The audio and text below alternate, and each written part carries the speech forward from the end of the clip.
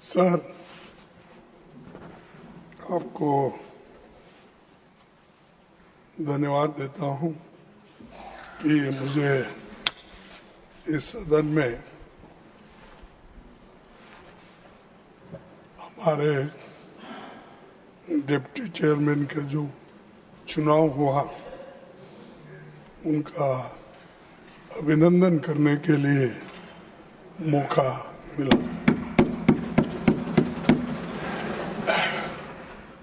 उपसभापति महोदय, इस प्रतिष्ठित पद पर आपको तीसरे काल के लिए मैं बधाई और शुभकामना देना चाहता हूं। मुझे फिर से राज्यसभा कक्ष में आपके साथ बैठने का और एक अवसर मिले। अच्छा पड़ोसी है। इस संदर्भ में मैं कहना चाहता हूं कि उपसभापति का पद वास्तव में आपके चुनाव द्वारा सीख बल्कि पहले ही उपलब्ध अवसर पर भर दिया गया है।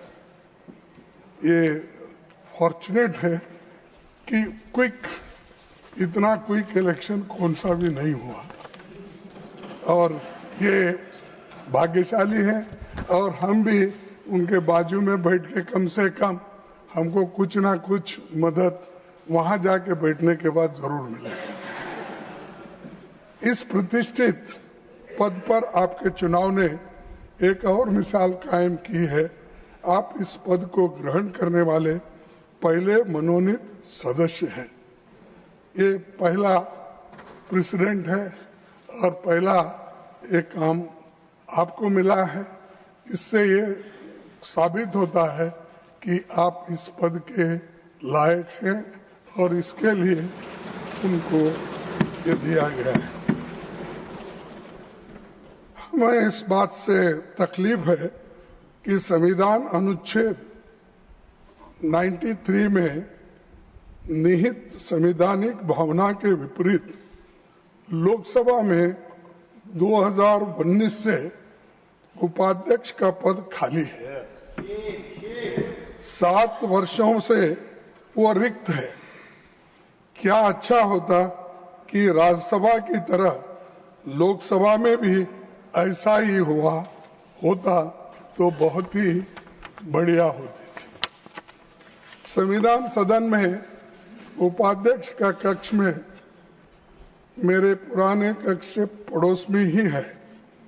जब भी मैं वहां से गेट नंबर 7 पर जाता हूं तो ठीक सामने मुझे उसके बंद कमरे पर लटका ताला दिख जाता है, जो मुझे तकलीफ देता है कि प्रजातंत्र की हम बात करते हैं और 7 साल से एक डिप्टी स्पीकर को आप चुनते नहीं, तो इसका मतलब क्या है? हर आदमी डेमोक्रेसी की बात करता है। डेमोक्रेसी को हम कभी खत्म नहीं करेंगे। कल मैं एक महाशय का भाषण सुना, उन्होंने यही कहा, अरे डेमोक्रेसी को तोड़ने तो बहुत लोग कोशिश किए। ये क्या है? 7 साल से डिप्टी स्पीकर उस सदन में नहीं है, तो ये क्या है? क्या कहना चाहिए? तो ये अच्छा नहीं है। भरो आपको किसको चाहते हैं उसी को भरो, लेकिन कॉन्स्टिट्यूशनल और एक इंस्टीट्यूशन है, उस पोजीशन को आप खाली रख रहे 7 साल से। और क्या समझ के रखे मुझे मालूम नहीं। वो डिप्टी स्पीकर भारी पड़ेगा आपको। आप तो सबको ले रहे, नीचे ही डाल रहे, आप ऊपर बैठ रहे, तो फिर भी वो खाली पद नहीं हुआ, अब तक भर्ती नहीं हुआ। सर, जब भी मैं वहां से गेट नंबर 7 से गुजरता हूं, ये मुझे याद आता है। कई बार मैंने हल्के फुल्के अंदाज में पूछा भी है वहां ठहरने वाले सिक्योरिटी ऑफिसर्स को। मैं कभी मजाक में ये पूछा, भाई ये कक्ष कब खुलेगा? क्या हमें खुलजा सिमसम कहना पड़ेगा? क्योंकि वो दरवाजा खुलता ही नहीं, इसीलिए कभी ये कहना पड़ेगा। ये मैंने उनसे पूछा, साहब वो बहुत दिन से बंद है, हम तो रिटायर हो गए और एक दूसरे भी आए, लेकिन एक ताला लगा हुआ ही है। अब जबकि आप फिर से उपसभापति पद पर आसीन हो गए हैं, जो हम आपसे अपेक्षा करते हैं कि आप विपक्ष के सदस्यों का विशेष ध्यान रखेंगे, उनको पर्याप्त समय देंगे।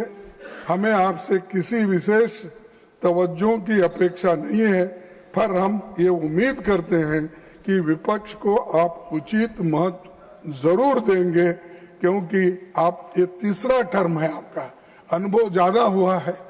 नेचुरली डेमोक्रेसी को जिंदा रखने के लिए अपोजिशन को जितना महत्व देना चाहिए आप देंगे, मैं ऐसा निवेदन करता हूं।